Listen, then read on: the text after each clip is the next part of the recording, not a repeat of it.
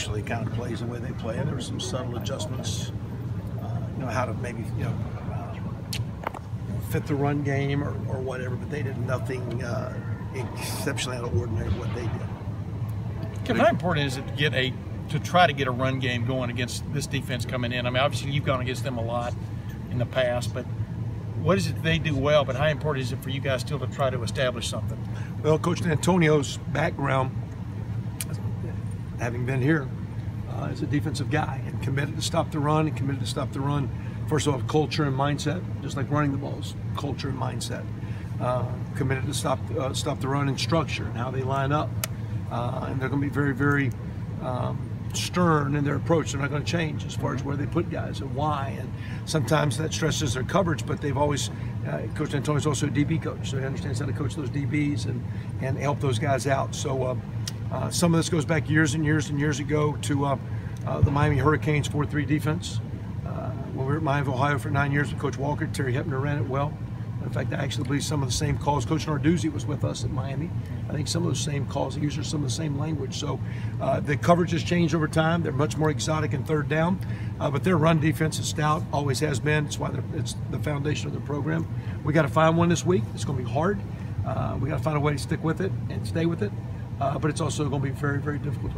We were asking you last week when we had you, how come JK's not getting the ball as much? And then, of course, he had 6 carries Saturday. He did catch 5 passes, but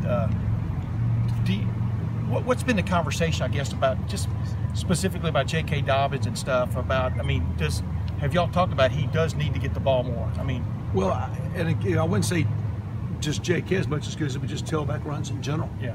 But again, we spread it out. Like for example, J.T. Statistically has the most rushes last game, but there were 4. I think I went back and looked at my set. I said, well, how many? We had 4 designed quarterback runs where there's no option but him. Yeah. When you're doing the run pass option or the run read option, right now sometimes they're forcing him to keep the ball because they don't want JK to keep the ball. So that being said, schematically, we got to find some ways to get hats on those guys so our running back can be the runner. Yeah. And at the end of the day, we haven't done it the last couple of weeks. But when you have a guy who's as dynamic as JK, do you need to work in some straight tailback handoff so you aren't letting the defense dictate how much he gets the ball? Yes, and at the same time, every defense you're playing is outnumbering you, that either the quarterback or the run pass option equates that. So for example, this week, if you're going to try and just hand it to the tailback over and over and over with base runs, because every time you add an offensive player, they add one more guy into the core. And that being said, that's the just a spread offense. Now again, we've got to work hard, and my time through the years at other places when the quarterback could not run, our quarterback can run here. When the quarterback cannot run, how do you still find running game when the quarterback can't run? And we've had to do that over time, and we've tried it last week. We had some things that last week we just didn't get to it. We didn't execute well. We had 140 yards at halftime, I think, rushing. And so I think we're on track to have a good game, but we had those 3 and outs in the third quarter, and by the time the fourth quarter started, we're down 28. We're in 2-minute offense, and the game got away from us with a bad third quarter execution and play call. What do you feel like happened there in the third quarter? What do you feel like happened there in the third quarter? Was it play calling, or was it them making halftime adjustments you guys weren't prepared for? No, they kind of did what they had their adjustments, but subtle. They had their structure, had their game plan, they executed. We didn't, and so whether it be a first down pass, then on second down we go to a run that doesn't work. It's 3rd and long. We got the 3rd and long in the first and second quarters. We had a couple of drives. I think a critical drive is when the game's 17-17 and we get it to midfield. Defense had to stop. And we throw the pick 6. We kind of settled down. We had the 2 nice touchdown passes. We get the ball across midfield and bogged down there. I think we had converted a 4th and 1, and we had the ball a chance right there to settle down, and we don't. So, but third quarter, we just didn't execute. Whether again play calling. Executing the plays that are called, combination of both. Kevin, especially a game like this, how crucial is it for you guys to be able to hit the deep ball, kind of loosen up the defense, kind of open up the running game by hitting the deep ball, at least loosen them up a little bit? You don't loosen these guys up. They just kind of keep playing their quarters man. They may have some adjustments when they zone pressure and do their zone fires and in their fire zone games. They'll go to some man free, but they're basically going to put, years ago, again, Coach Hepner would always call it cat coverage. I got this cat, I got that cat, and you got to stop the run. And so it's, you got to make some one-on-one plays to throw the ball to these guys. You can do all the play action you want, but it still comes down to one-on-one. And they're so well taught in their scheme. They keep their eyes where they're supposed to. They're very disciplined. So you can try to open up the running game, but it's going to be a fist fight. Hey, Kevin, when you had quarterbacks in the past that couldn't run, and you said that you had to try to figure out ways to get the tailback the ball, how do you do that? What's the thought process behind how you go about that?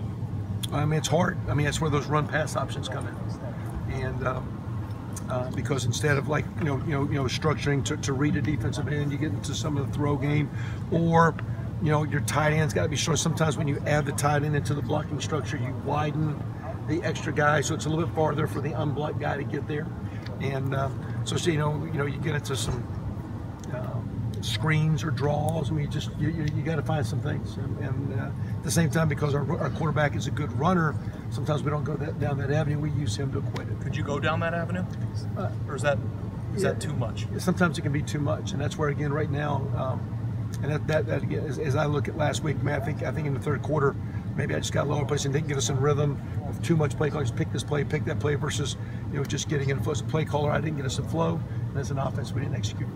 Kevin, what's the Dauber been like for your offense this week and stuff? Do you sense they're down?